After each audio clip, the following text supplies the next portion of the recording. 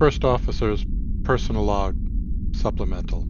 We've just returned from what I would consider among the strangest away missions I've ever been on. It all started when a trade dispute arose between Concordia 4 and Kepler 442. The intermittent wormhole between them, flickering on and off, was causing disruptions in the trade relations between the two. Naturally, Admiral Conrad decided that Captain Benderson and his crackerjack crew would be best positioned to go and mediate the dispute. Well, we picked up the trade representative from Kepler 442b, happened to time the wormhole just right, and shot out the other side directly into orbit around Concordia 4. We had a lengthy, meaning 30-second debate over whether we should go down to the surface and meet with the triumvirate from Concordia 4, or whether we should have them on our space. Now, I know every inch of this ship, every corridor, every Jeffries tube, and if something were to go sideways, I'd want to know every way to protect my crew. But in his infinite wisdom, Captain Benderson said, no. You go to the surface. Go to the surface. It'll be much better. You want to mediate something, somebody's got to be on their home court. And at this point, the trade rep from Kepler 442 was already on his own away mission. So we head down there, and frankly, Captain Benderson, to his credit, in the space of 45 minutes, an hour, had the party shaking hands, slapping each other on the back. A simple discount for a delay because of the closing of the wormhole, and a simple guarantee of minimum amounts of goods being transported when the wormhole opens. Everybody's happy, everybody's drinking. At that point, the Kepler 442 trade rep insists on going back to the ship, and Captain Benderson accompanies him. Leaves me on the surface with the away team to glad hand with the triumvirate. That's when things got a little weird. Concordia's triumvirate says to me, would you guys be willing to lend us a hand? And naturally my response was, well, I guess it depends on what it is. And they said, well, we want to build a new courthouse.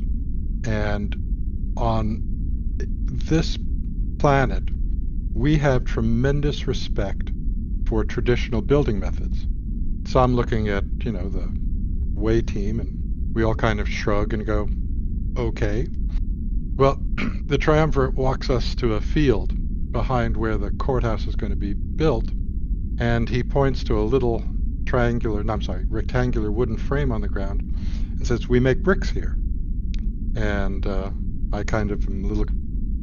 There's a pile of straw over there and a pile of cow dung over here. You take a couple of handfuls of cow dung, a couple of handfuls of hay, mix it all together and press it into the rectangular frame, and in 24 hours they dry out and become bricks.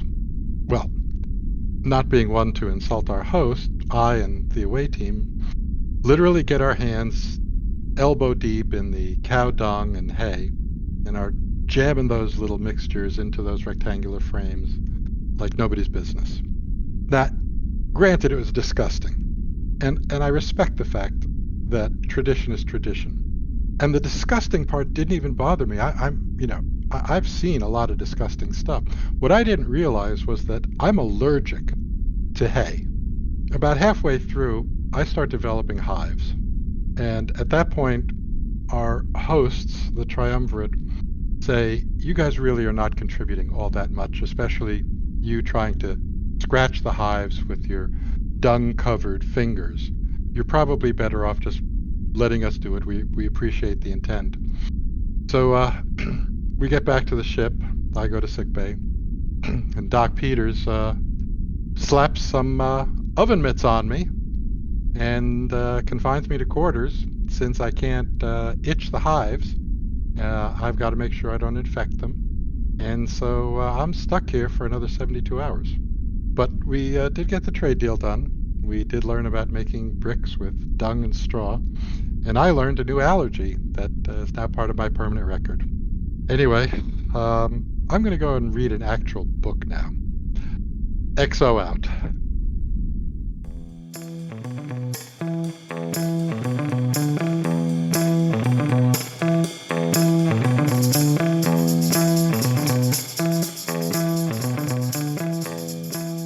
Welcome, everybody, to Captain's Log Supplemental. I am Chris, and as always, am joined by friends and co-hosts Rob and Stanford.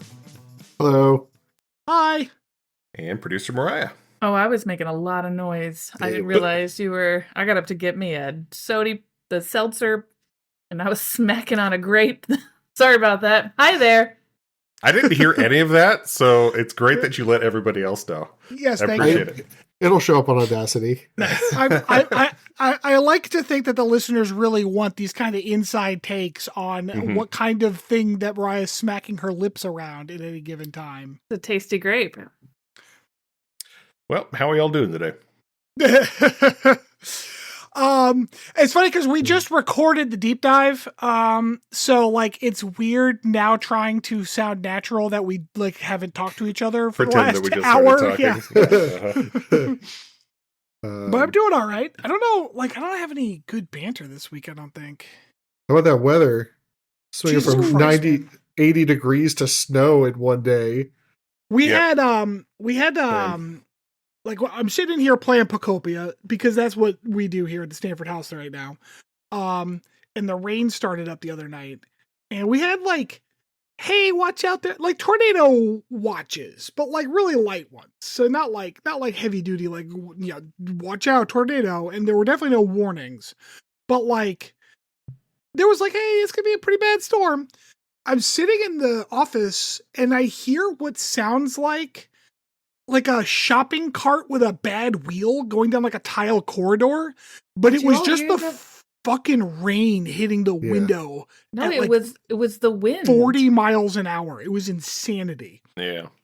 It was scary. Like I was like, okay, that's because this is the day that I have to decide to leave my husband for dead and grab our child and go find a safe space because I don't know. Here, I'll throw a blanket over him, I guess. I don't know. I'll be all right.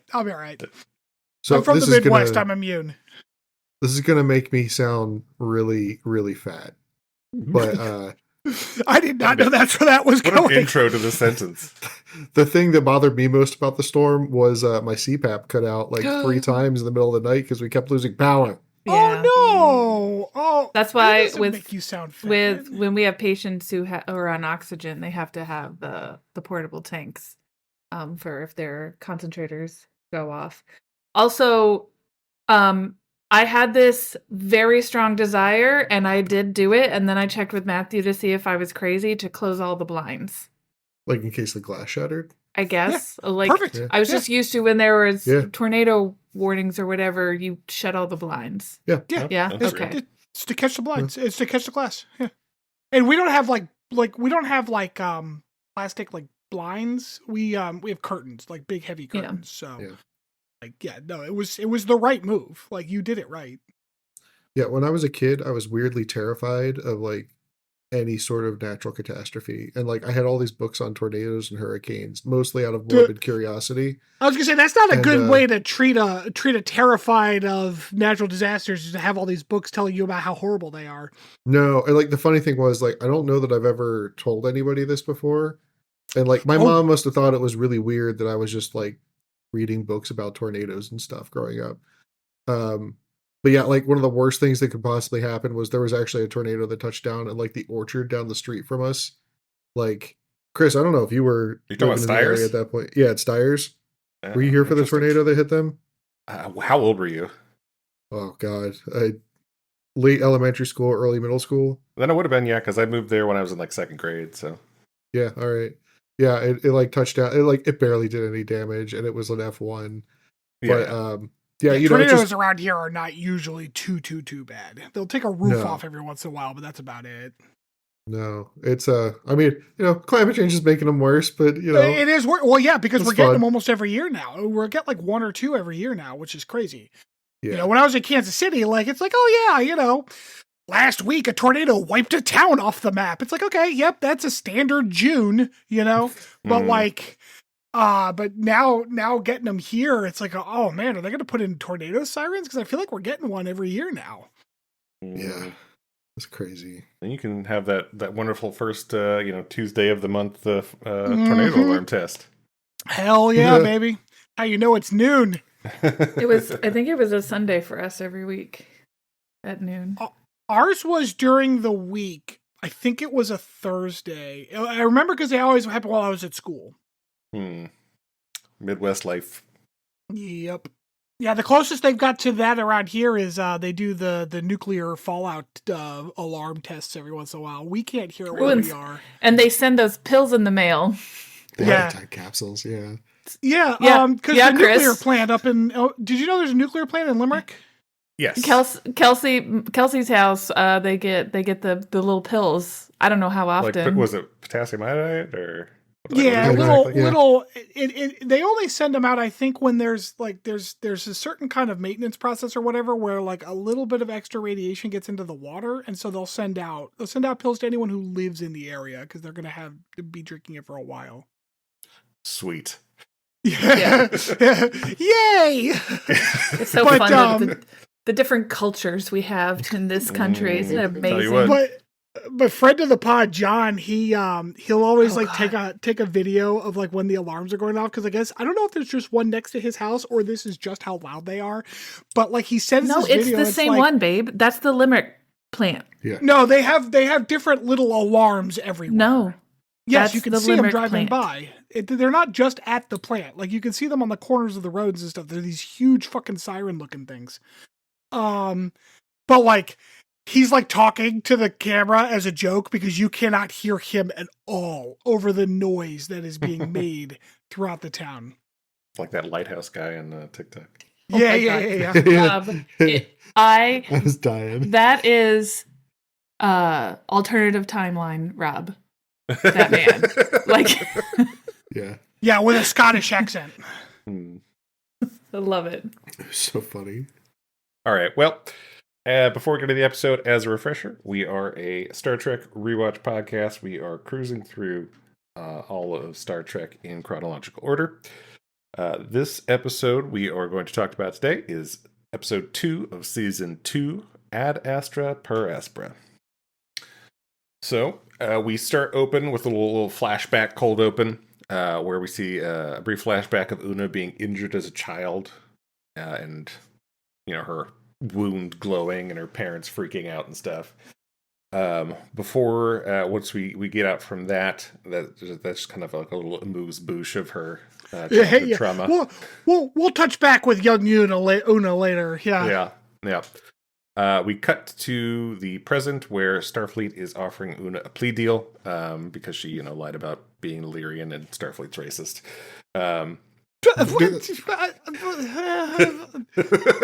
Not wrong. Asterisk, I think. I'm not sure. So if she pleads guilty, she'll get dishonorable dismissal, but no prison time.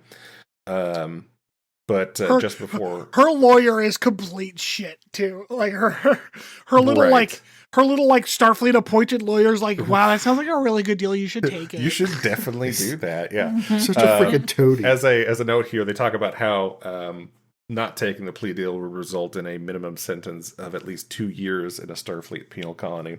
Sorry, this is fun facts, by the way. Oh shit! When there's some trivia you can't miss, it's a fun fact with Chris. So this minimum sentence was actually established in a DS9 episode called Dr. Bashir, I presume, where Julian Bashir's father received the sentence when he took full responsibility for Julian's genetically engineered background. Which, so like nothing just changes then for like 120 years? Wait, what? I guess. The legal code just doesn't change for like 100 years or something? I guess not, yeah. All right. But like, also, I don't know. Julian's father is guilty of actually genetically engineering his son. Una is just kind of being her, Right. Yeah, like it's not even like with the Bashir case. It's not even that like there was a problem. He just wanted his son to be better. Right. No, I think there was a health concern, wasn't there? I don't think so. There? I think he wasn't as outstanding as his dad and mom wanted. Oh, the health concern was he was just shitty at stuff. Like I think it was actually like he was like behind all the other kids. Oh, he's stupid. Oh, okay, that's fine. I didn't want to say it that way, but it's like, the health concern is a fucking idiot. Anyway, back to the episode.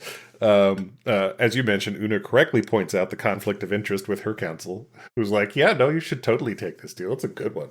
Although I don't think that is not how military court-martial concepts work. Like, you're appointed a lawyer from the JAG. Like, right. That's standard procedure, if I understand it correctly.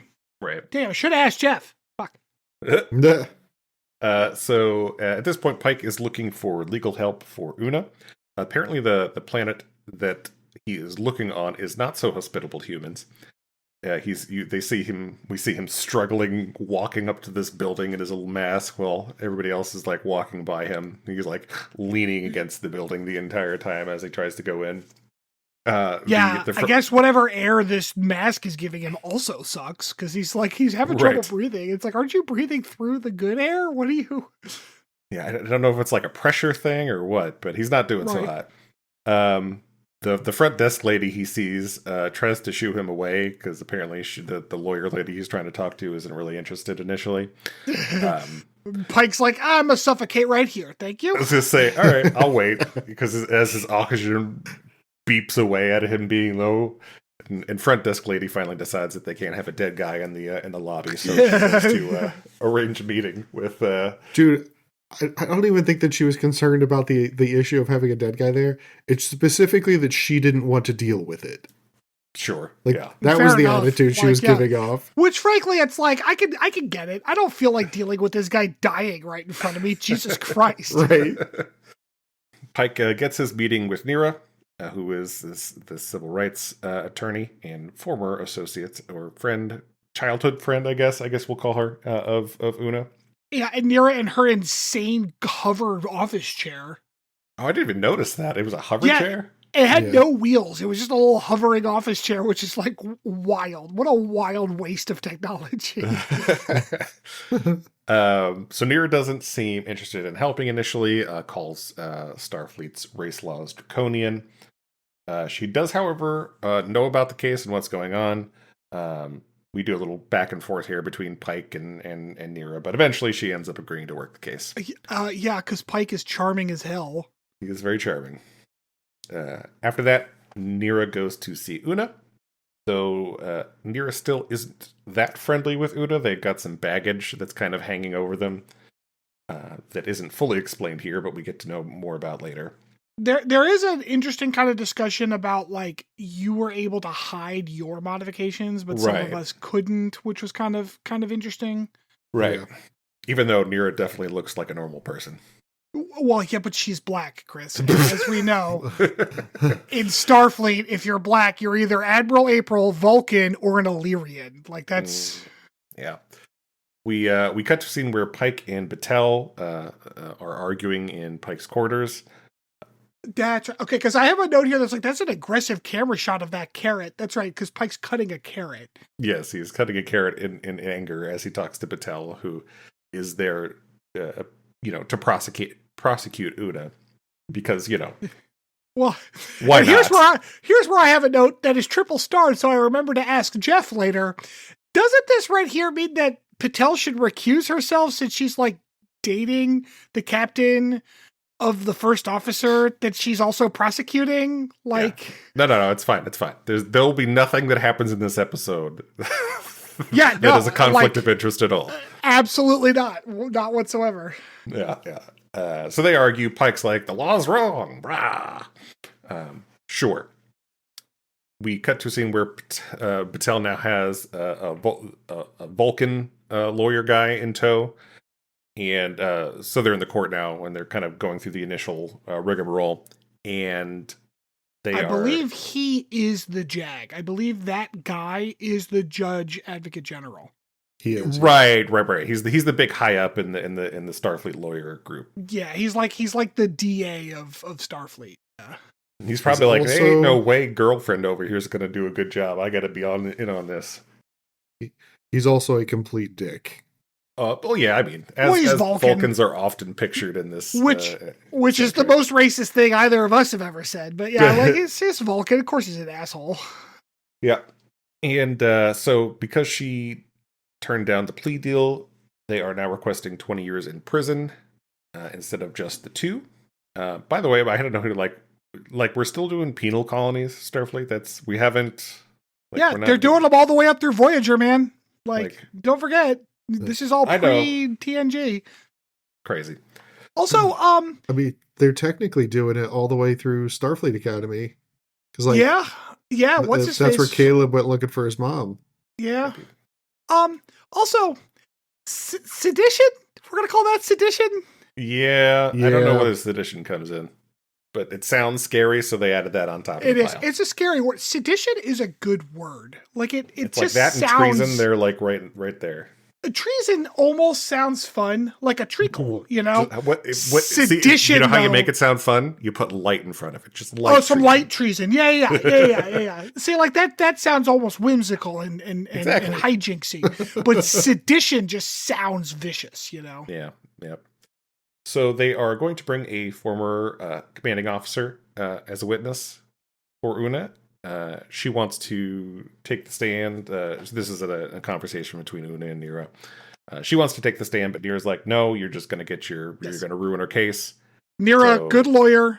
Rule of thumb, never testify against yourself. Yeah. Never testify for or against yourself in a criminal trial. Ever. Right. Ever. Yeah. Not a good idea. That's what the Fifth Amendment is for. So, we get a little scene here where Nira gets to set up shop in Una's quarters while she's, in Starfleet jail. This is where, like, they set up this whole thing with, like, it's Starfleet versus Wick and, like, the fruit of the poison tree or whatever the fuck. But, like, currently in the U.S., if evidence is obtained illegally, it is thrown out. Right. We didn't have to make up some Starfleet case. You could have just said that. Like, we all know. It's okay. Yeah. Yeah, so this is what you're talking about is the scene where La'an thinks, she's talking to Nira, and she thinks that there was maybe some illegally obtained evidence that led to Una being arrested because we find out later why, but she's going to go investigate this. And Nira's like, great, sounds good, let me know. We move on to Patel and Pike talking in the mess hall. She ribs him about his speeches, which, sure. She then points out he would likely incriminate himself if he took the stand to defend Una, because he is obviously known for far longer that she was Illyrian before she was arrested for it. A couple months, I think. Not like a huge amount of time, because we found out on screen. Like, it was when they went to that colony with the fire monsters. Long enough to get in trouble for it. But yes, absolutely. He is known for a while. Yes. 4 months. There you go. We also get a funny little... We get the funniest bit in this entire fucking show, yeah. Yeah, where she's watching Spock and this lawyer Vulcan guy talk, and she's like doing their voices. It's very funny. Yeah, she's doing their voices, and was it Mbenga's with her? And Mbenga's like, you can tell that Spock hates that guy. And she's like, you can? and then Spock comes up to her afterwards and is like, I regret you had to witness that outburst. Right. And then Mbenga's like, we won't mention it to anyone. Like, it's the funniest fucking, oh my God. Yeah. The long story short, Spock hates that dude for some reason. And we find out later it's because he worked with his mom or some shit. There was a reason that they hate each other. His dad. That's right. It was his dad. Right. Yeah, he said, like, of all of my father's previous work relations, he's the one that I hate the most.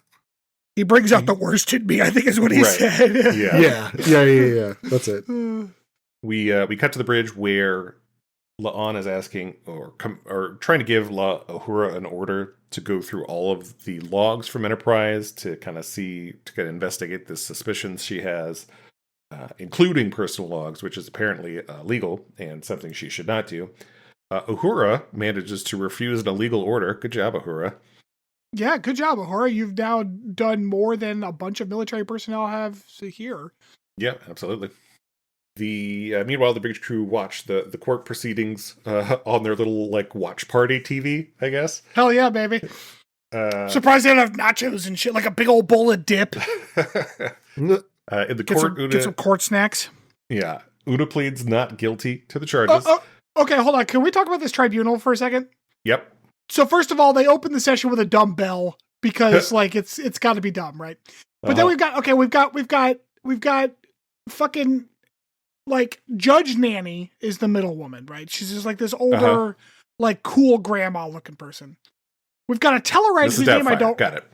Yeah, basically, we've got a Tellarite whose name I don't remember, and then Starfleet Commander Chip is the Vulcan on the other side. A Vulcan named Chip, which I could not stop giggling. I had to pause the episode because I was giggling when she's like, and this is Starfleet Commander Chip. Like, what the fuck? I missed that. I missed his name. Jesus. Yeah, his name is Chip.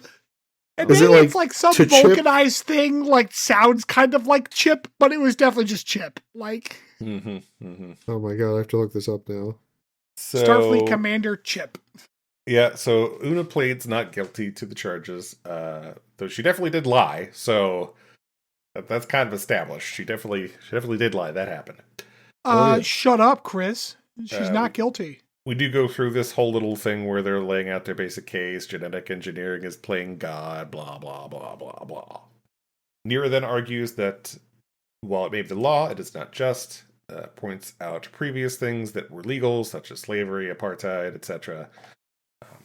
So just not sure about this as a court argument in general. Like, well, as a defense. Here's the thing, okay, and this is the thing I want to get into. So we all acknowledge that this is just a court martial, right? Like, this is a military fucking court. Regardless of whether or not Starfleet is a fucking military, this is what this is, right? No, it's definitely not a military and definitely not a military court.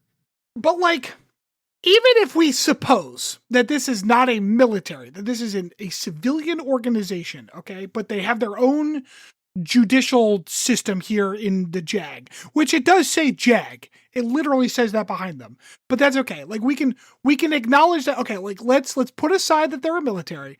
Let's just call this a civilian exploration organization that has its own court system, right? Okay. Why? There is an implication, if not an outright explicitly stated point, that this court somehow has control over the laws of the Federation? So, like, remember when I said the Federation is a military junta? This is what I mean. Because they're arguing about whether or not a law is just. That is not what this court is here to do. This is not the Supreme Court of the Federation. This is the Starfleet Judge Advocate General Tribunal. I mean, there's 3 guys up there. It seems very supreme. They're all Starfleet personnel. There is not a civilian in sight. No. Except for Nira, oddly. If anything Star Trek has taught us is that civilians don't matter in this universe. So it's just funny to me that, like, all the times I'm like, I'm pretty sure it's a junta, and it's like, well, I don't know if the military is really in charge of, like, here's a fucking episode where literally the military court is trying to decide whether or not genetic engineering should be outlawed across the entire Federation. I mean, sure. Anyway, so we then get April, who's called to the stand, who was Una's former commanding officer. It was at this point I noticed the fucking rainbow badges that were on them. So actually, the Starfleet, the ribbon racks are actually kind of cool. And if you look at them, there's some very interesting. Whoever did the costuming for the ribbon racks did a good job because there's some very interesting things in there. They're based on the ribbon racks that Kirk and them wore in Star Trek 3, I think. But I don't know how familiar. Funny shapes though. Because they're triangles. So each ribbon is a triangle. In the U.S. military, a ribbon is like a rectangle, right? Right. And you have the rectangular rack. For them, they're all triangles. And I don't know how aware you are of like how military ribbons are awarded and stuff, but like sometimes you get them for personal achievements, but sometimes you also get them for like unit achievements and stuff, or like things that your unit has done. Right. And if you look in. Like, whoever designed these ribbon racks clearly had an intent for each individual ribbon, because you can see that, like, a bunch of the older officers all have some similar ones that the younger officers don't, probably because they were in some kind of war or something together, and so they got, like like achievement badges for being in that war that younger people just weren't there for, because that's what like that happens, like there's a Vietnam War ribbon that if you participate in the Vietnam War, you have this ribbon. If you did not, you don't. So like it's really cool. It's actually, I know they look kind of silly like on first blush, but they're actually really cool if you kind of like look at them closely. Sure. I mean, I think they look dumb, but cool. Well, I thought they looked dumb, but apparently you're dumb, Stanford. So fuck it. So we get April on the stand. He is certainly kind of giving his testimony in a friendly way in regard to Una, talking her up. But Patel does get him to say he would not have sponsored Una if he knew she was Illyrian. Nira then cross-examines. She asks the Admiral what General Order 1 is, the Prime Directive. She then proceeds to question April's previous breaches of the Prime Directive, calling Starfleet regulations flimsy and subjective, which, I mean, fair cop. Absolutely. Yeah. And like, as Jeff pointed out, like the judge is basically like, this is taking more time than I wanted to, so I'm going to like stop you. But like, what she's doing is absolutely relevant, because the question was like, would you deny her entrance because you like to follow the rules? Yes. Well, here are all these examples of times that you definitely didn't follow the rules. So like, how can you say that? Yeah. Like that's what impeaching a witness is. Well, like, especially if you have like a subject matter expert on the case, like you have to make them look like they don't know what they're talking about. Absolutely. Or they don't have like grounds to stand on. Yep. So basically, long story short, April's entire testimony ends up being stricken from the record because people get mad and start yelling. Because people get impatient. Yeah, like it is a little weird. Yeah. We cut to a scene where April is very butthurt about the whole thing when he's talking to Pike. April's being a complete douche here. Yeah, this was silly. Una, meanwhile, is mad at Nira, saying she took the case just for the soapbox to stand on. My note here was, everyone is mad. Rah! My note is, Nira's opening line was, this law is unjust. So I don't know what Una expected. Right.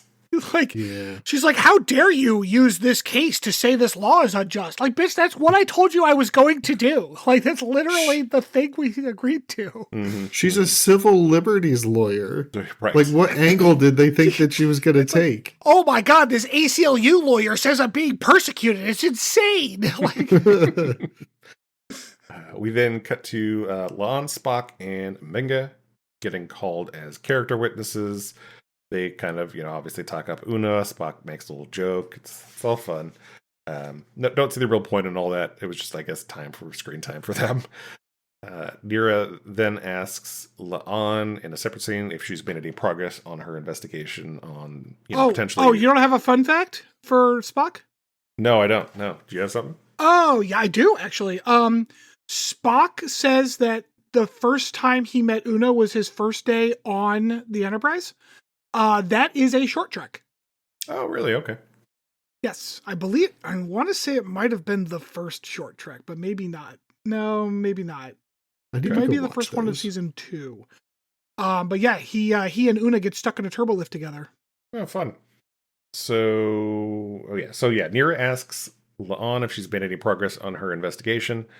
La'an seems to think that Una was exposed because of a personal log she recorded after she found out about Una lying about her background. Nira asks La'an about her fears, about her own potential, genetic augmentation in her ancestry, I guess, because of course she is a Noonien thing. Nira then mentioned that it is very unlikely it was La'an's personal log that caused the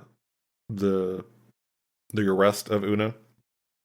Basically, just because she said something about how it takes, months for somebody to get access to personal logs. Sure, which I get Nira's point. However, didn't Una suspect that someone illegally got her log? So why would we expect that to take... Exactly. I thought the same thing. So why would we expect that to take the same amount of time? Right. And if it took that much time to get it, I guess they'd be going through, correct channels, in which case it wouldn't be illegal. Right, exactly. That's exactly my point. So anyway, Oh yeah. So in a surprise twist, Nira calls Una to the stand. Here's where we get Una talking about ad Astra per Aspera, to the stars through hardship. She talks about all her motivations for joining Starfleet. I have several questions about Una's background here. Before we get to that, a little fun fact. Of course, ad Astra per Aspera was the motto of Starfleet before the founding of the Federation. The insignia for Starfleet Command on both arm patches and flags on Enterprise, Star Trek Enterprise, consisted of the yellow arrowhead on a blue round star background, which was framed by a thick gray inner border and thin red outer border. Inside the gray border, there were more white stars and the Latin words ad Astra per Aspera. And it's also the state motto of Kansas since 1961. Sure.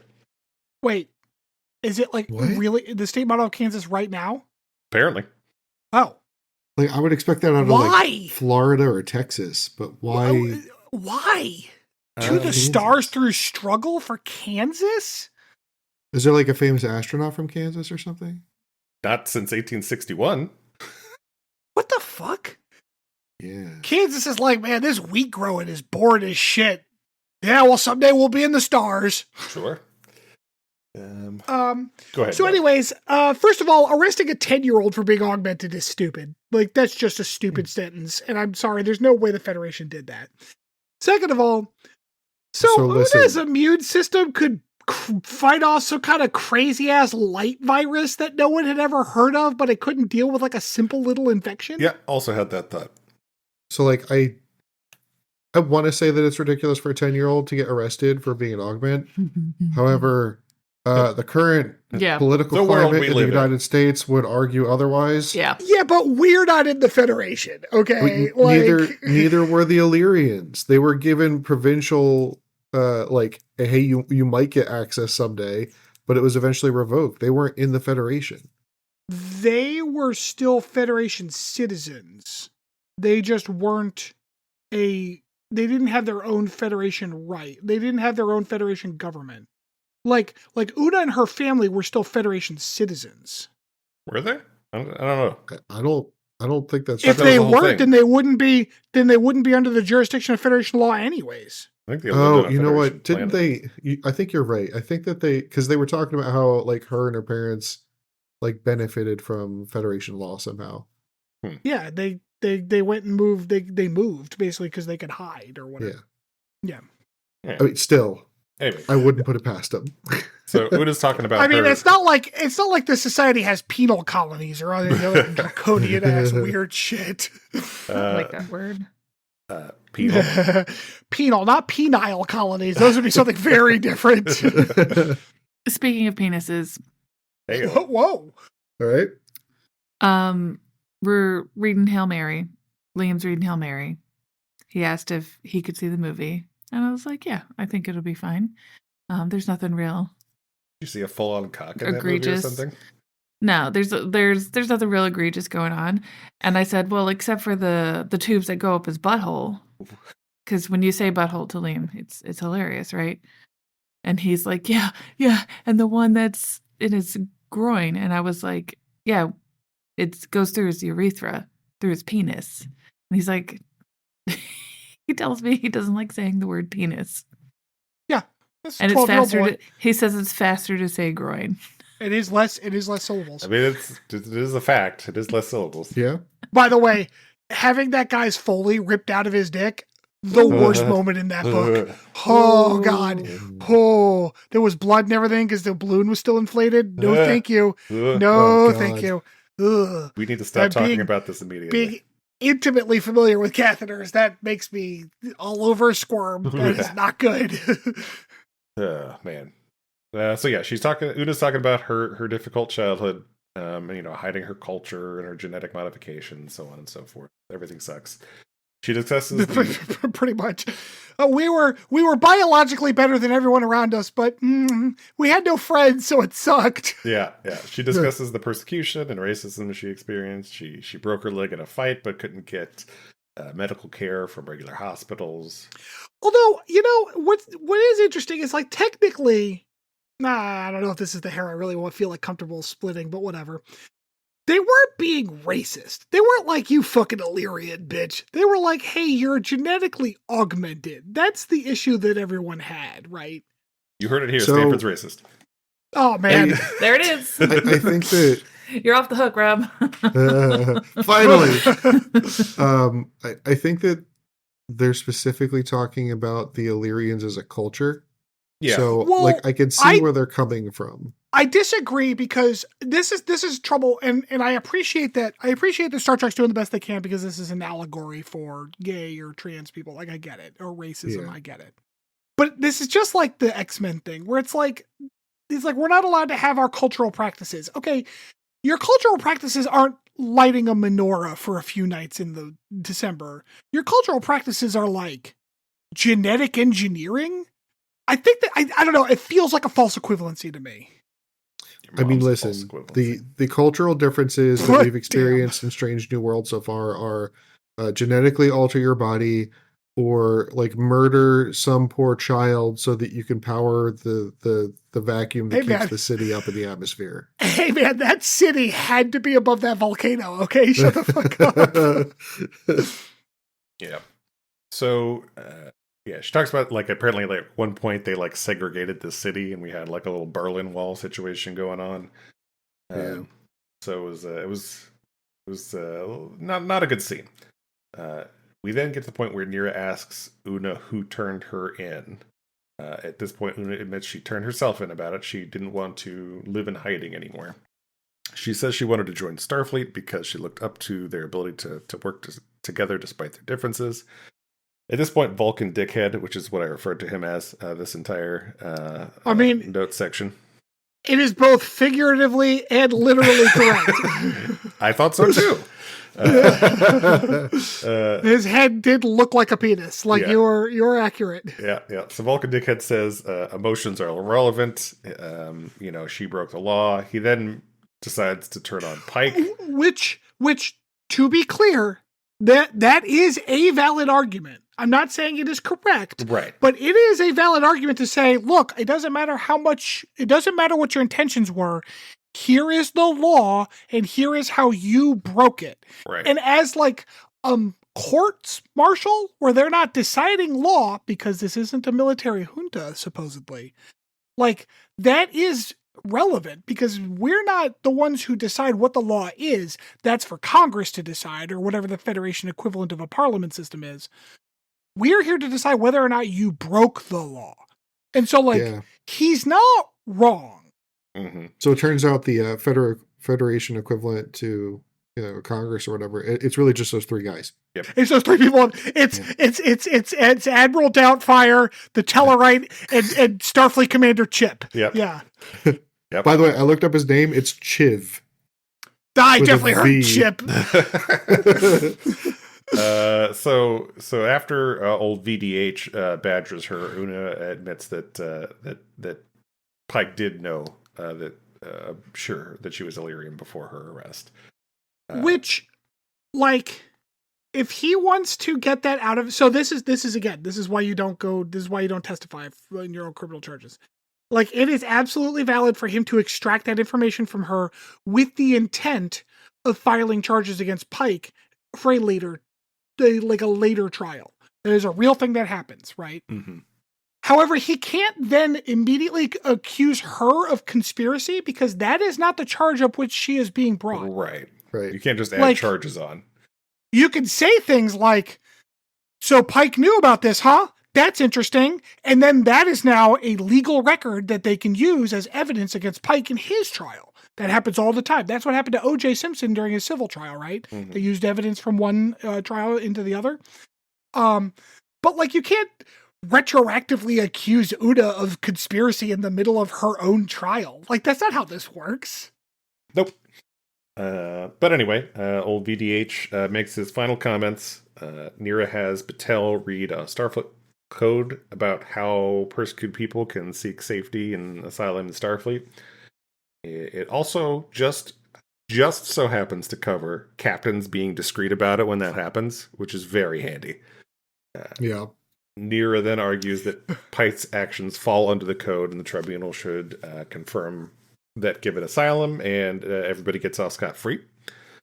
Hey, wait a minute. If they were already Federation citizens, what asylum is being granted? Hey, shut the hell up. So anyway, I'm sorry. Admiral Doubtfire gives the final verdict from the tribunal. They find Una not guilty of all charges and grant the so-called asylum or whatever. And everybody's happy, yay, except for Vulcan Dickhead. Wait a minute. Wait. So they're Federation citizens. The issue is that augments aren't allowed in Starfleet. That's the issue. What asylum is being granted? Hey, shut up. Everybody's happy, I said. Oh, okay. So Una returns to Enterprise and thanks Nira for doing her job. I have a thing here. Oh yeah, all right. The clapping is a bit much. Everybody was like clapping for Nira. My note is weird applause moment, but okay, I'll allow it. Yeah. So at this point, La'an and Una have their little makeup. Everybody's happy, yay. Una then tells everybody to go back to their stations. And which was funny. That was a good joke. Mm-hmm. That was and then funny. Pike gives Una a hug. End of episode. That was Pike a good getting awkward all hug. choked up. Yeah.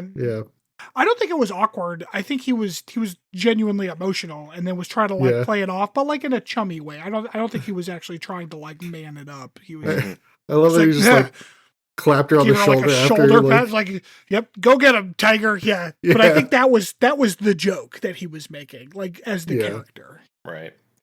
All right. Well, that wraps up the episode. On a scale of 1 to 5, where 0 is threshold, where are we at for this one? Rob, you want to go first? Sure. I gave this episode 5 stars. This is like probably my favorite episode of Strange New Worlds. I'm not gonna lie, there are parts where Una's talking to him and giving her speech towards the end of the episode where I choked up a little bit. Mm-hmm. I feel like this is, God, this is gonna sound stupid, but like back when we took that sci-fi class in college, Stanford, I didn't really appreciate science fiction as like commenting on the human condition in that way that I did after. Given the reading list for that class, that doesn't specifically surprise me. Yeah, like I appreciate science fiction as like the vessel for commentary on like not just the politics in our current world, but also just like the human condition in general a lot more than I did before taking that class. And like this is a really good example of it being put to really good use. I feel like this episode has a lot of really awesome messages that the world kind of needs right now. And I don't know, I really love it. Really like this one. All right, Stanford. You motherfuckers better rate this as a 5 and not say anything mean. God damn. Oh, poor Rob's choking up over there.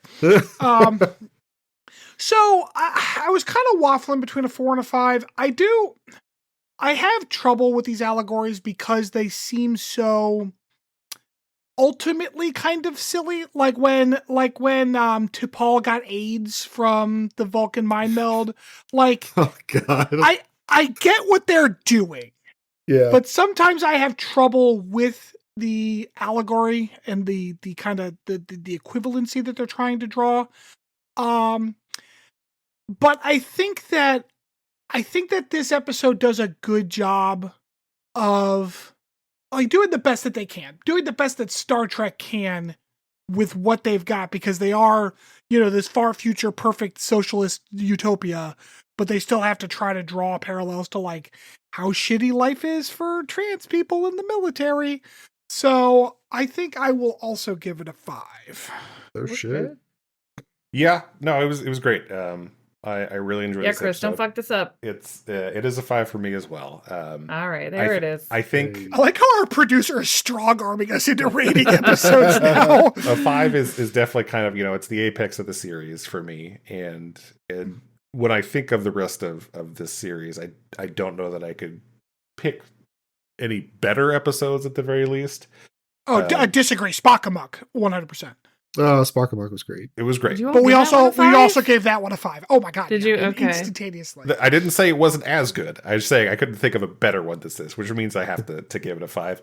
I'm with you, Rob. I definitely emotionally connected with during several scenes of this episode, and really did feel him. So it was that's were you always all on your a boost. periods? Yeah, so I was emotionally dealing with. I was emotionally dealing with something else at the time, so I may not have choked up quite as much. Yeah, it's 5. I think that, like, in accordance with our scale, 5 tends to be like an episode that stands alone is not just genuinely good Star Trek. It's just like a good episode of just television. And I think that this episode does rise to that challenge. Agreed. And the actress who played Nero was definitely good for what she was doing. I think she did a good job. She did a great yeah, job. she was great. Awesome. IMDb gave it a 4 because they suck. All right. We'll take a short break, and when we come back, we'll get our deep dive.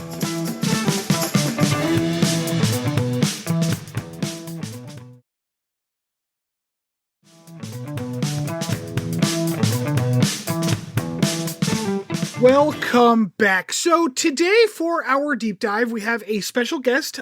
He is one of the best people I personally know, and I'm not just saying that because he's related to me. My stepfather, Jeff Sherman, is here to talk about kind of legal stuff. So, hi, Jeff. How are you? Good. How you doing? The $20 is in the mail. Oh, perfect. Thanks.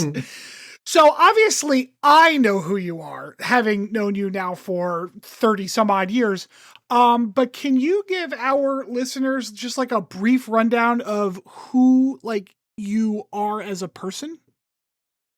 Sure. I was a lawyer for 40 years, roughly, working mostly in crisis management for businesses and individuals, corporate restructuring, corporate reorganization, bankruptcy, that kind of stuff. And about, 5 years ago, in the midst of the COVID epidemic, I and my wife decided we were going to flee our condo in Washington, D.C., buy a house in Sarasota, and retire. So that Sarasota's in Florida, right? Correct. Yes. Okay, cool. What's it like not being up in East Coast weather anymore? I believe the appropriate term is permanent vacation. However, we have had maybe the worst cold winter we have had in a long time here. It's been absolutely brutal. I mean, it would get down into the 40s some days. The 40s. It's so funny because a few days ago here in Pennsylvania, it was like 75, and today it was like 32 all day. Yeah, around here you get temperatures varying from, in the winter, a high of 75 to normally a low in the 50s, maybe 60s. But the storms that have decided to focus all of their energies on the mid-Atlantic and north have hails, oddly enough, that whip through Florida, and we'll have like a line of horrific thunderstorms that rains incredibly hard, thunder and lightning for about 45 minutes. That sounds awful. Yeah. Yes, we somehow managed to eke out an existence in these adverse conditions. Yeah. I know we haven't personally talked in a while, Jeff, but Kelsey and I had moved out to Montana for a few years. Yeah, no. And while we were out there, the lowest temperature we saw was negative 45 degrees. Gross. Luxury. Yeah. That's horrifying. I found out during that same winter storm that negative 44 is where Fahrenheit and Celsius come back together again. So that's fun. Actually, it's minus 40. Oh, it was minus 40? Yeah. It's crazy. It was so cold. Yeah. It's when the tears in your eyes freeze. Oof. Yeah. Yeah, I have a beard and it would like instantly freeze anytime I breathed in or out. It was wild. Yeah, no thank you. No thank you. So Jeff, the first question that we always ask our guests, and you are so far have the kind of luxury, honor of being our, let's say, most life experienced guest. Oldest. Um, so You can say it. I know. We all know. Oldest.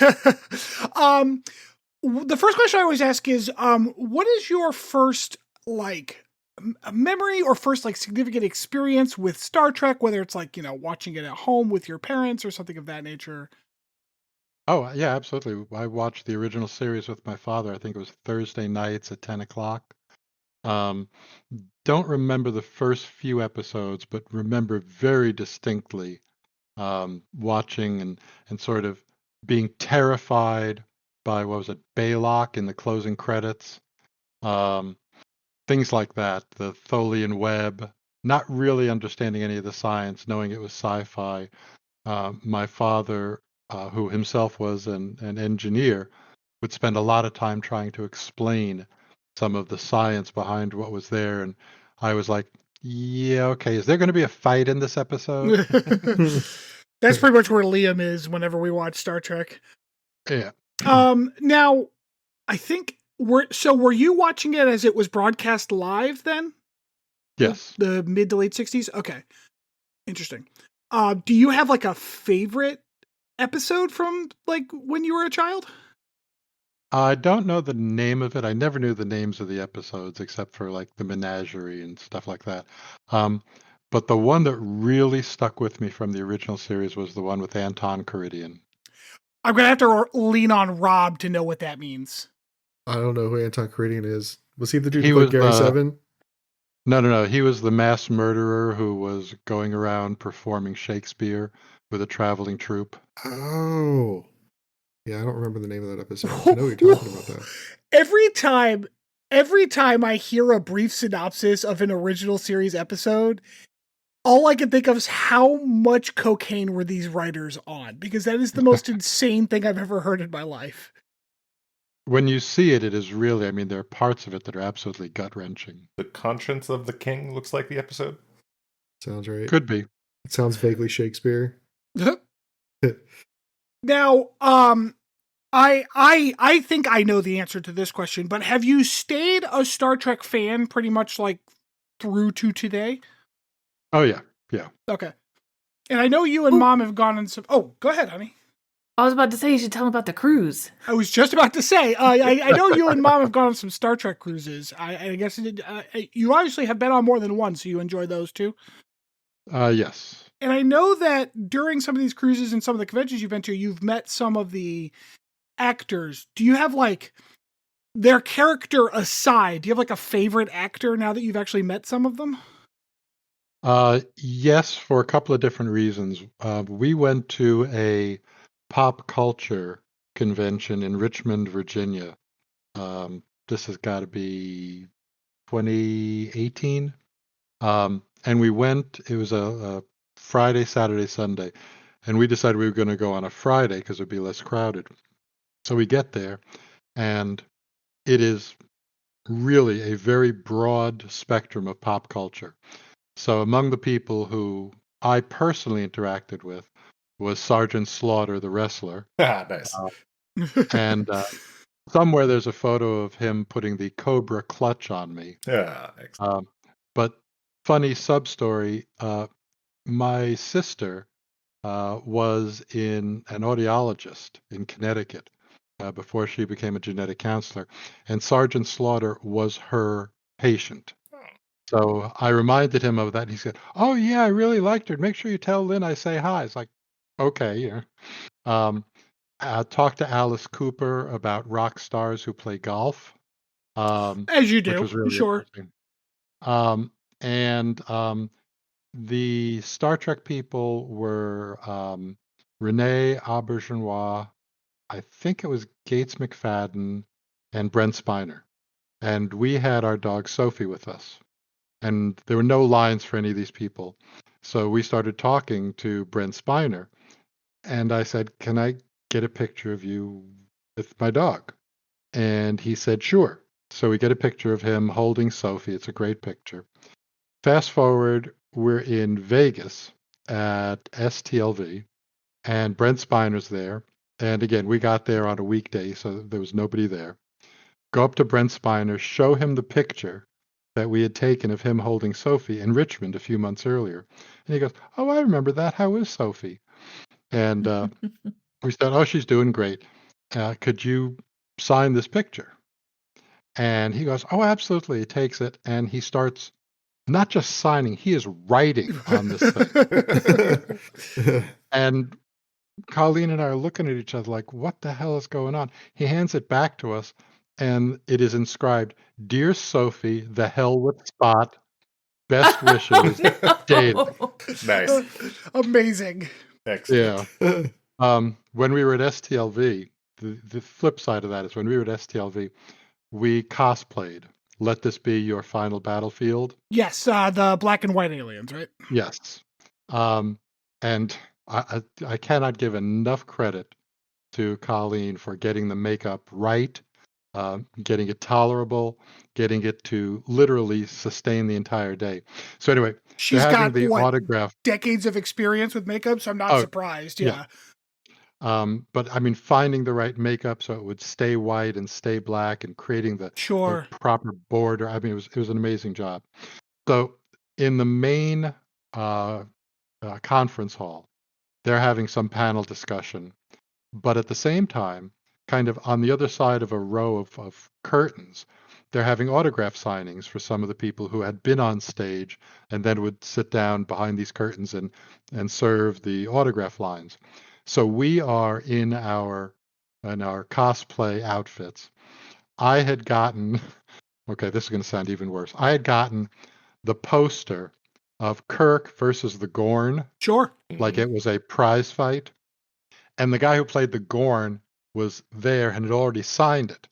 So I'm taking that up to Shatner, who is now behind the curtain signing. And it's our turn, and we walk up and we hand this poster to him, and he kind of looks at it and he kind of half chuckles to himself. And he says, "Where do you want?" And I sort of point, and he looks up and he's like taken aback for a moment, looking at us. And he goes, looks at Colleen, looks at me, goes, "You guys look great." Oh, nice.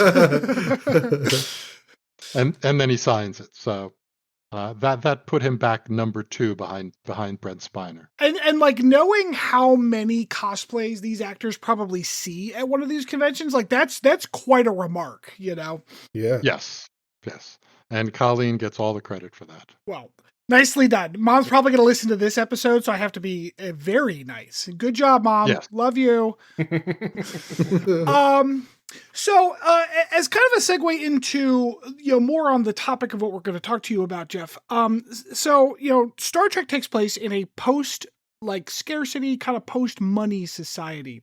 So do you think bankruptcy lawyers are going to have no work because no one is bankrupt, or more work because everyone is bankrupt? Oh, absolutely. They're not going to have anything to do. Okay. They're going to take up pickleball or paddle or something. What if they move to Ferengar? I'm not sure that the Grand Nagus would allow that kind of immigration. Oh, yeah, probably not. So do you, in general, find courtroom scenes in movies, not just in Star Trek, but in movies and shows, do you have a hard time turning off your professional understanding of how a courtroom works whenever Hollywood kind of takes a crack at it? Yeah, absolutely.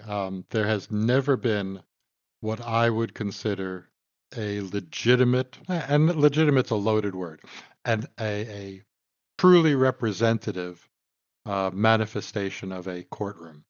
And that's because 99.9% of what goes on in a courtroom is boring as crap. Right. It doesn't make good movies. It doesn't make good television. It never made good radio plays in the 40s. It's just stupid stuff. I've heard that My Cousin Vinny might be one of the closest ones. Is that true? No. Oh, no. No. Oh man, I love that movie. It's a great movie, but it has no relation to reality. Sure, okay. So now then my guess would be that the various courtroom scenes that we get in Star Trek, because almost every show has at least one. Oh yeah. They're all just as bad then, right? Absolutely. you have to accept the premise that a quote unquote courtroom drama on a show like Star Trek is not designed to depict the courtroom process. It's designed to create a forum for either lengthy pontification and speech making, the passion play of moral dilemmas, um, or the proof that somebody is smarter than you think they are. Right. Okay. But in terms of procedure, what's going on in terms of structure, it's it's laughable. It's entertainment, but it has no relation to reality. Do you find it difficult to kind of check your lawyer brain at the door, or are you able to pretty successfully be like, all right, well, they're just having fun with it, so it doesn't matter? The first 85% of my watching a Star Trek courtroom or trial episode is mostly being appalled. The last 15% is, yeah, that was kind of entertaining. It had, I could not imagine a worse depiction of what this process is supposed to be. But, it's kind of cool. Sure. What is Sure. what is the most egregious part of these, as far as how they're depicting it? What is the worst at it, like the most ridiculous part of it? I would say that the worst part of it is the depiction of the process without any regard for the process. I know that sounds backwards, but it's like if you're in a trial setting, every trial setting, by virtue of the nature of it being an adversarial process, you always seem to have a prosecutor of some sort, and you always seem to have a defense of some sort. And given those positions, there has to be a dynamic between them. Sure. And the judge is supposed to be the referee in the dynamic that is portrayed between them. But the way that is portrayed, the way that it's written, has so much more of an embrace of the dramatic and so much less an embrace of the actual. And I understand it's fiction, it's TV, it's all that, but it's almost like they're trying to be sophisticated and not pulling it off. Mm-hmm. And the purpose of the scene, the purpose of the moment is, to prove that humankind is capable of, as Kirk says, yes, we kill, but we're not going to kill today. Okay, that's great, But in terms of what you see in the trial, and a perfect example would be like Ad Astra per Aspera. The process there has nothing to do with what should have or could have or would have gone on. It was, again, I understand the purpose of the depiction and the moral that they're trying to portray, and it's a good vehicle to try and get that morality message across. But for the depiction of the process, obviously they have to, just because of the nature of the process, they have to skip over it. But there are just some things that you look at it and you wonder, how on earth can they possibly be getting away with that? Right. It's worse. It's worse when you're a doctor and you see a doctor show and, it's clear to the doctor they have no idea what the hell they're doing. Noah Wiley notwithstanding. But, Thank you. From a lawyer's point of view, watching some of this stuff, you kind of do that face, palm to the face kind of thing until your face glows red. Right. Now, and we'll get to Per Aspera in just a moment here, because that is kind of the crux of this episode specifically. But I wanted to ask, like, when they're doing courtroom scenes that are like the Klingon court or anything, do they get a little more wiggle room from you, because it's not like an Earth court, right? So maybe it's allowed to be. Oh, okay, good. Yeah. Oh, absolutely. The idea that Klingons have any respect for due process, kind of like you got to put your elbow up to your face and laugh so that nobody knows you're laughing. Mm-hmm. But yeah, absolutely. Okay. And then my other question, again, before we get to Per Aspera, like, do you have like a favorite like Star Trek legal drama moment? Yeah, Spock's court-martial for taking Pike back to Talos 4. Oh, okay, yes, I believe is that the episode that's called the court martial? Or no, that's no wait, that might be the name of that episode, isn't it? No idea. Again, names of episodes, no clue. Sure. Yeah, we talk about that episode a lot because Pike obviously is coming up a lot in Strange New Worlds. Right. So Yep. Chris and I have not actually watched much of the original series, so that's going to be like a fresh perspective once we get there because we've only got only got 1.5 more seasons of this show, and then we're into the original series. It is called court martial, by the way. Oh, see, look at that. So about Per Aspera specifically, so when we watch these episodes, I take notes because we kind of go through a little summary at the beginning of the episode. So this time I have like 2 specific points where I wanted to ask you technical legal questions, if you will, Sure. if you'll oblige. Yep. First of all, Pike's girlfriend is prosecuting his first officer. Is that a moment where maybe she should like recuse herself from that job? Gee, I'm not sure. Maybe her independence as a prosecutor might be compromised by the fact that she's prosecuting her boyfriend's first officer. Okay. Yeah. Okay, so that was the first thing I thought of it while watching this. Yeah, they Yeah. never do anything like that in medical dramas. They usually get that one right 100% of the time for sure. I guess I feel like that happens a lot because it's dramatic in shows, but I'm Absolutely. assuming in real life that like rarely happens, that these people are actually trying to like go into a legal proceeding with people that they know, right? Yeah, absolutely. And even like Unless you're in the Supreme Court. oh, of course. Yeah. Goes without saying. Once you get that lifetime appointment, baby, you're getting your paycheck, you're making your rulings, you don't care. Yeah. But like along the same lines, Battelle should not have been a prosecutor. Is that Neera probably shouldn't have been Una's lawyer? Because she's Oh, right, because they had a personal Yeah. relationship as well. Right? Exactly. Anything that compromises a lawyer's independent professional judgment should disqualify them. Is that true even if like, I guess like, because she's her friend, so therefore she would be doing her best to get her off? Like that's still not professionally cool? No. Okay. Can I ask a question actually about No. Neera? Okay, never mind. Poor Rob. He just Rob- likes to Rob say should no ask every once in a Mariah. while. It's been a while since he Yeah. got to say no. So No. If Rob has a question, he can ask Mariah, and Mariah can ask me. Okay.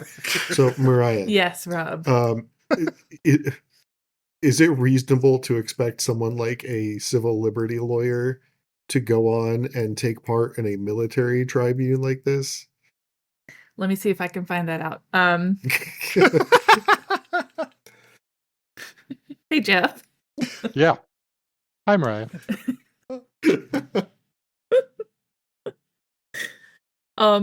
Could you answer that question for me? Mariah, it sounds like the kind of question Rob would ask. I know. But it's definitely my question. Oh, I'm okay. so curious. Well, I've forgotten the question. Perfect. Same. Is it weird at all that a civilian civil rights lawyer is defending someone against a military court martial? Yes and no. In the quote unquote What a real lawyer world, answer. it would never happen. Never happen. Okay. The military courts are governed by the Uniform Code of Military Justice, and you really need to be an expert in that in order to navigate the process. However, this is one of those circumstances where it was more important that these particular characters engage in the dynamic in which they engaged than we were strictly looking at who should be doing what. Right. Now, it may be that in the course of Neera's practice, that she has a military practice as well. And there are some lawyers who have practices in both the military courts, the UCMJ, and the civil courts. Okay. But it is extremely rare. Interesting. Speaking of Neera and her kind of navigation of the UCMJ, is it reasonable for the defense to just like spring this entirely new line of defense in the middle of the proceedings without anyone else knowing about it ahead of time? Yeah, no. Okay, so that doesn't happen. Outside of Perry Mason, Right. judge for the defense, and maybe a couple of other lawyer TV shows, or The Verdict, for example, with Paul Newman. That never happens. That never happens. Part of the litigation process, whether it's military or not, is a pretrial process known as discovery. Right. And in the process of discovery, that's where, in order to prevent surprises at trial, you get to find out all the facts, documents, witness statements, legal theories that one side is going to pull on another. Now, that's not to say that in the course of a trial, military, civilian, doesn't matter, something may come up that is a surprise to everybody. Right, like a witness might say something in their testimony. Exactly. Yeah, okay. But in a case where Nira knew that she was going to spring this in advance, there's a technical legal term called sandbagging. Is that actually the term? Yes. Oh, interesting. Yeah. Because we use that term all the time in the gaming world for stuff. Yeah. So you just don't get that. And particularly the kind of thing that she was springing is not the kind of thing that the 3-judge panel sitting up there would, I think, allow to be introduced at that point in the proceeding. Right. Okay. Interesting. And that's another thing that I thought was really interesting is that and this is true of so many courtroom dramas, judges are depicted as grotesquely impatient. It's like, why are you asking April about his discretionary choices with respect to saving lives? And the judge goes, move on. Right. Oh, yeah. Move on. I had a whole note about she's impeaching his character. Like, this is exactly what they're supposed to be doing. Like, this is literally her job right now. Right. But the judges don't want to hear it. They want to get to the sexy end game first. Well, sure.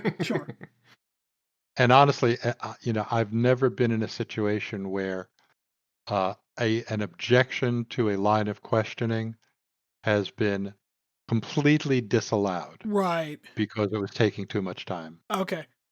Actually, and speaking of like kind of the sexy end game there, that brings me to another question. So I'm assuming this part is realistic, that everyone in the courts that you've been a part of were just objectively good looking, like in this one.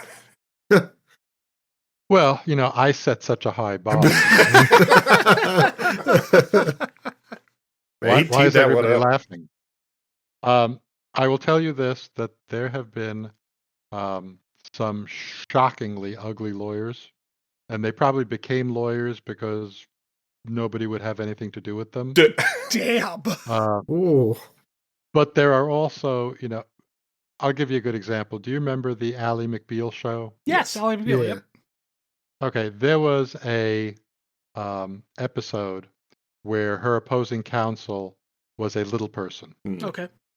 And among other things, he would ask, for example, for a sidebar with the judge, which is where you approach the bench and talk to the judge like a foot away from each other off the record.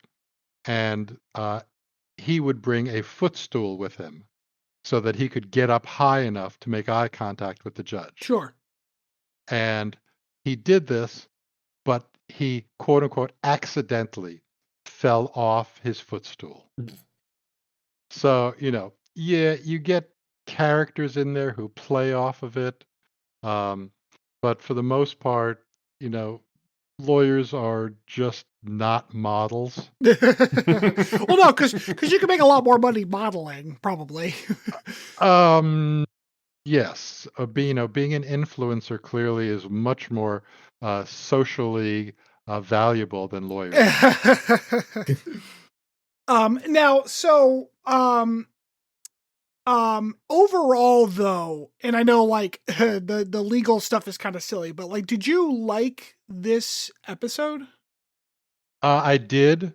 but probably for reasons different than you'd think. I wasn't particularly blown away by the process, but what I saw in the defense's articulated position was a subtext. And in my mind, in thinking about it and watching the process progress, I kept finding myself substituting the word gay for the word Illyrian. Sure. And at that point, it became a lot more tolerably preachy Okay, sure. than it was when it was, oh my God, she's an Illyrian. And it became the fact that the pontification, particularly on Neera's part, was such that it was far more palatable if you project that what she's doing is she's defending a member of the military against being outed as gay before the don't ask, don't tell. Interesting. Right. Oh, okay. So yeah, that's right. Okay. It's funny because it's been almost 20 years since that was repealed. So I forgot that was something that existed for such a long time. Oh yeah. Yeah. Yep. Particularly in the 50s. A more recent ban, and honestly, when they talked about successfully passing, it made me think more of the trans community, and like same kind of effect for me, Jeff. Like the thing that I really took away from the episode where they were talking about how like laws are supposed to be a beacon, they're supposed to be what we aspire and what we hope for, That's why I like the episode. Yeah, and I think that you can certainly, and I was sort of ticking off the list of what would be an appropriate substitute for Illyrian: gay, trans, black, any minority group. There's a lot of speechifying that would apply to the way particular groups are treated, both specifically in the military, but also socially. Yeah. Right.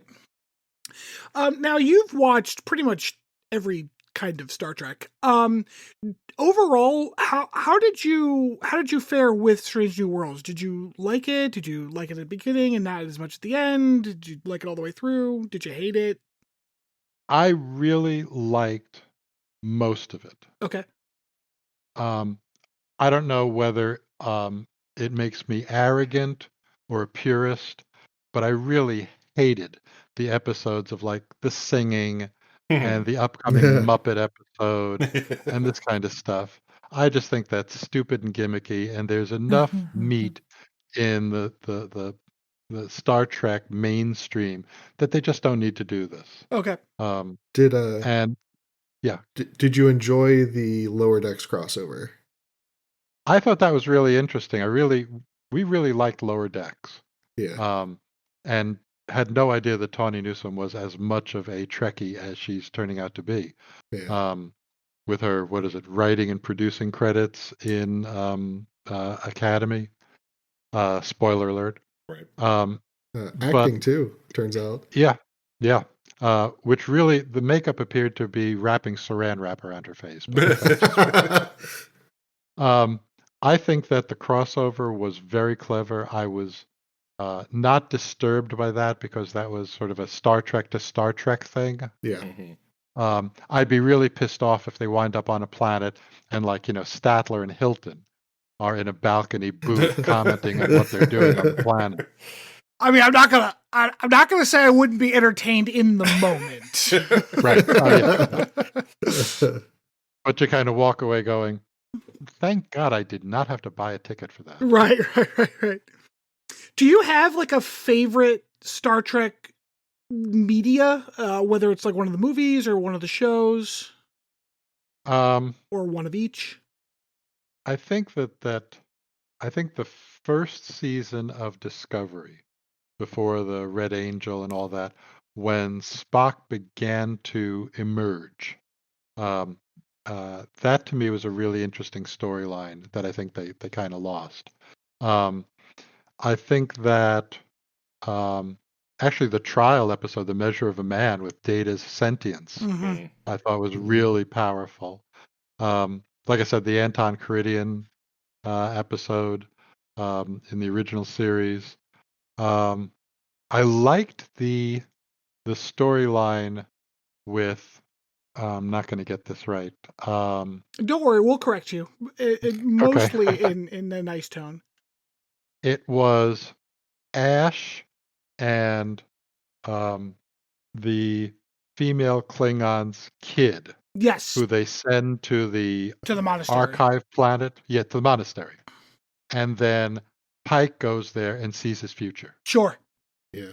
That I thought was a really interesting sort of crossroads between the Ash storyline and the Pike storyline. It is, and I don't know how much of a surprise this will be to you, but it is relatively rare for someone of your generational experience Situation to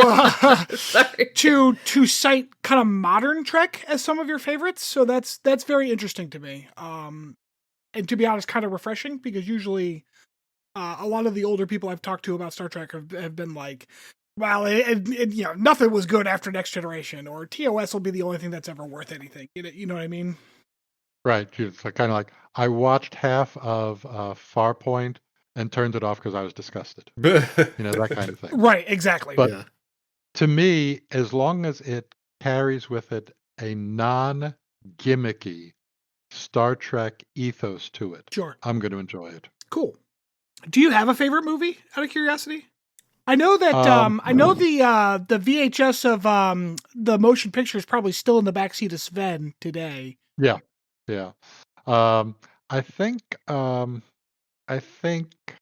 if I had to pick a movie, boy, that's really tough. Oh, I've got a guess. I'm gonna write down my guess.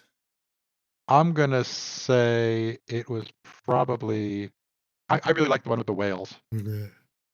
Journey Home, right? Or Voyage Home. Yeah. Voyage Home. Yeah. Voyage Home. That's what I wrote down. I wrote down Voyage Home. And I think that was just barely ahead of the Undiscovered Country. Oh yes, Undiscovered Country. Interesting. So where's Khan in your list? Because Khan is usually everyone's favorite, right? The thing I didn't like about Khan, and if you go back and watch, and you will at some point, the original series with the introduction of Khan, the Khan you see in the movie is not the Khan from the original series. And I'm not saying it has to be, but he's much more subdued in the show. Yes, Starseed is the name of that episode. Yes. I have seen that episode, so yes. And I think that one was consumed by literally and figuratively the hostility between Khan and Kirk that I think some of the subtlety of, we didn't know they were augments in the original series, but knowing that they were quote unquote superior human beings and what that meant and what to do with them, and the co-option of the crew member who falls in love with Khan, that had a much more nuanced approach to the question instead of just being a big venge fight. Right. Did you listen to the Khan podcast? No. I'm not sure what a podcast is, so. You and Mom would actually probably really like it, thinking about your answer to that question. I think you and Mom would like that a lot. Okay. That'd be good for next time you're in a car ride, because it's like, I don't know, how many episodes was it? Was it like 10 episodes? It wasn't terribly long. So it's like I don't know 8 or 9 hours of content. Pretty good. Yeah, it was good. Cool. Does anyone else have any questions, since we've got him kind of imprisoned here? I didn't realize we had handcuffed him to your desk in there. General lawyer question. I know most, at least civil cases, don't go to trial. Did you have a lot of experience in a courtroom? Yes. I was at one point early in my career, I was in 3 different courts, or 3 different jurisdictions: DC, Maryland, and Virginia, probably 2 or 3 times a week. Litigating stuff. Over time, the cases became bigger, and there'd be a longer interval between them. But yes, I was considered a litigator. Interesting. And no, I do not miss 1 second of it. I assume, like, mostly, like, I assume you still get calls from random family members asking lawyer questions all the time, anyways. Actually, no. Really? Because, It's just me? It's just you. No, it's because everybody knows I'm a bankruptcy lawyer, so nobody in the family wants to admit that they want to talk to a bankruptcy lawyer. Oh, see, that's smart. Yeah, that's how it goes. It's like being a physician whose specialty is STIs. Look, infectious disease. That doesn't really track because I'm a physical therapist and my job is literally to tell people to exercise. And I have family members asking me all the time what they should do about their back pain. Yeah, but and nobody likes it. they don't want to Right, but exercise. that's They because they want to improve. They their don't want to position. exercise, but they're asking the physical therapist. My favorite response though is the Matthew's youngest sister, Trinity. She asked me a question and I looked at her and she goes, I'm going to have to exercise, aren't I? It's like, yes. So that doesn't track. Yeah, my suggestion to everyone who does not want their family members asking them questions constantly, don't work in IT. Oh yeah, no, Don't you're do it. screwed. You're absolutely screwed. Yeah. Oh yeah, see, that's mom. That's mom's the cybersecurity IT person. So yeah. Even you ask Rob IT questions. Yeah, when I have an IT question, I also go to Rob. 'Cause Rob he's had to the tell you that expert. Microsoft's update broke Liam's computer. Yeah, I had to Always do Microsoft nothing the updates. right way because I was doing nothing the wrong way before. Yeah. When we first moved down here, we had a rental house, and our next door neighbors were an elderly couple. And when they found out that Colleen was in IT, literally this woman Oh, would walk no. out her back door, leave her lanai, and go and stand at the door to our backyard lanai until she was acknowledged and waved in.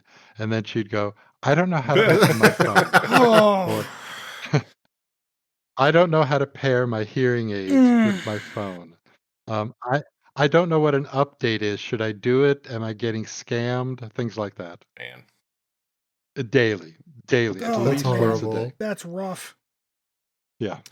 Well, I do want to say thank you very much for giving us some of your precious time. I know that Oh, in absolutely. retirement you've got much better things to do than to talk to us.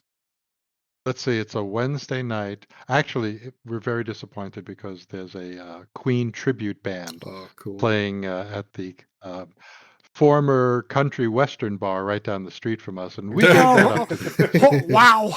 I'm gonna be honest. I don't think you made a good choice. I think you could have done better. Yeah, honestly, now that I've done it, I agree. So thank you very much for your time. We really appreciate it. Is there anything else you would like to let us Sure. know before we say our goodbyes? Live long and prosper. That's a Yeah. good one. That's a good one. So, all right. And then, for our listeners, we will be back shortly with some potpourri from Rob.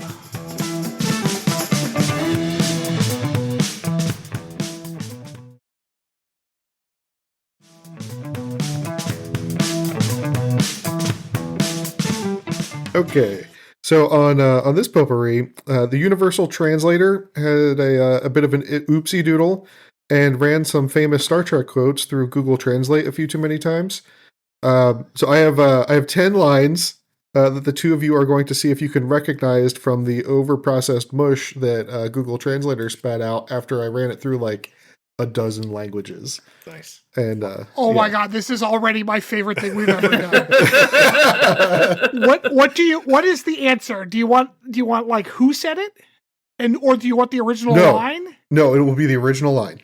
Okay. Okay. All right. All right. Bonus points for who said it?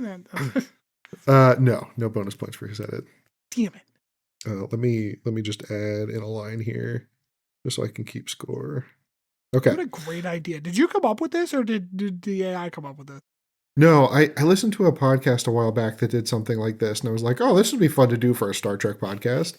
That's really clever. Yeah, I thought it was really cool. All right, so Should we shout out the podcast? No, fuck those people. No, fuck 'em. It was Distractable. It's Markiplier's podcast. Oh, my siblings listen to that. Yeah, they have really great games that they play on there. They have some really good ones. All right, first up, life and well-being to have. Oh my God, that was What's It looks like Chris got it first. Chris, Live long and how, prosper. how, that is can I see correct. that? Is it who's on top here? Yeah, because it'll say It'll- whoever buzzes in second, it'll say like Oh, how plus how many milliseconds Gotcha. if they're fast, or worse if they're slow. Whoop. All right, second up. The end of the family did end. Jesus Christ. That's Stanford. Wait, Stanford. shit. The line must be drawn here? Nope. End Chris, of- you want to try? The end of, The end the, of the family. did end. No, did end. Did end. End of the- God, I have no idea what that is. You guys give up? Yeah, I got no idea. Okay. Resistance is futile. What? That's not even close. Some of these, it did better than others. What Holy- languages did you go in and out of? Dude, I picked random ones. I found out Klingon is one of the options Yes, in Google Klingon Translate. is an option. Yep. Yeah. Yeah. The end of the family did end. Resistance is futile. God. Yeah. Nerd. Yeah. To really get these going great, I went through a lot of like heavy context languages, like Native American languages are really good for that. Oh, boy. Yeah. Sweet. So we're it's basically pretty wind fun. talkers at this point. Uh-huh. Okay. All right, number 3. What? Now it is possible to reach highly with dependencies. Stanford? To go where no man has gone before? Or no one? Nope. Fuck. Can you read it again for me? Yeah. Now it is possible to reach highly with dependencies. Oh, god damn it. Dependencies. God, I don't know. I don't know. I think I got it now. But you can't Ad guess now. Astra per Aspera. Oh yeah, my I just gosh. realized what it was. I just fucking realized too. All right, next up. Leave it to someone who can't fear. Jesus, take the wheel. I'm going to say it again. To Jesus. boldly go where no one has gone before. That is correct. Yes. Okay. All right, Stanford, you guys both tied at 1. Oh boy. This is fun. I'm liking this. This one was really funny. There's a coffee shop here. Damn it. Stanford. Nerd. There's coffee in that nebula. That is correct. Oh man. There's a coffee shop here. Yeah. If you went through a Native American language, I'm not surprised. They may not have a word for nebula, so they probably Yeah, did its best. Yeah. Yep, I think that is 100% what happened. Like I was just cycling through random ones, just scrolling down the list and hit and go. Like it was wild. What a great, what a fun algorithm that should exist. I wonder Yeah. if someone's done that. All right, take the next action, Chris. Chris. Make it so. Yeah, Nice. Oh, I was just about to hit it and say engage. So I was nice. too. I was like, engage? all right. Aw. We reset, right? Yeah. Yep. Space. End of line. Damn it. Stanford. Space, the final frontier. That's too easy. That is correct. End of line, like the master control program from Tron. Yeah. End of Right. line is like if you ever look at any of the Legendary Pants Kickstarters, that's how I ended all of my my updates was end of line from to as a nod towards Tron. Yeah. All right. Many desires elevate more than small desires. Needs of Chris? many outweigh the needs of the few. God yeah. damn it. Chris, you and I are not more than like Dude, 300 great. milliseconds I behind. know. I know. Oh, the ones we're getting, we're both there pretty quick. Yeah. This one was probably the most abstract that I got out of it, which is funny. Really more than the family one with Right? the ending and the fucking The ox is suitable for slaughter. What the fuck? Stanford. It is a good day to die. Damn it. I was going to say it. Yep. God. That is Fuck correct. yeah. Fuck yeah. Oh man, I'm so good at Klingon. As soon as I saw your name, I'm like, fuck, I know it. All right, last I'm one. glad I could be inspirational. Last one, and probably the most hilarious out of all of these. Yes, yes, Earl Grey, yes. Ooh, Chris. 70 Nice. 70 milliseconds. Tea Earl Grey hot. Yep. Yes. Yes. Earl Grey. Yes. That's funny because that makes it seem like in some language you went in and out of tea and hot were also words for yes. Oh man. Oh god. All right. Unfortunately, I don't have any more that I have processed through, and you both tied at 4. So congratulations to you both. Well done. You both We're win all tonight. winners. That was Yep. That was good. That was good. I Rob. enjoyed That was that. really good. I like that. Oh, good.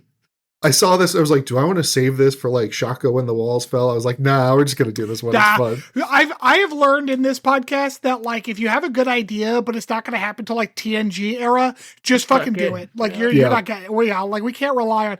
I'm impressed how far we have gotten, but like I cannot rely on us getting through another 300 episodes or whatever to get to some Voyager shit. You know? Yeah. It was a fun one. Yep. All right, cool. Well, as Chris mentioned at the top of the pod, if you like what you hear, please remember to like, subscribe, share us with your friends, give us a review. Stanford will read it out on the podcast in the future if it's funny or if it's really hurtful or if it's really nice. Yeah, I feel like he'll probably just read it out regardless. The rule is if you're going to be hurtful, just do it to me personally because I can take it. There you go.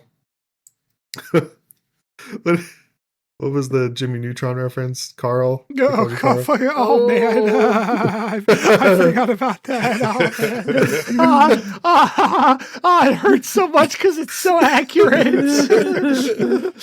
built for comfort, not for speed. All right. Well, good night, everybody. We'll catch you next week. I just want everyone to know, yes, Earl Grey, yes. Merch idea. Come on.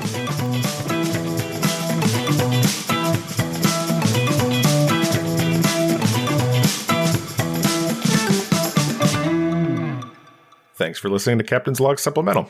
You can follow us on Twitter at PodCLS or send us hate mail at podcls3@gmail.com.